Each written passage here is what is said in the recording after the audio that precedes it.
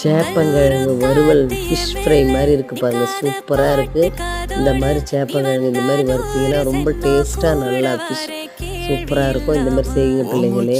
சூடு காத்தோட உன் கையின் ரேகத்தோளோட என்னோட ஆதி அந்தம்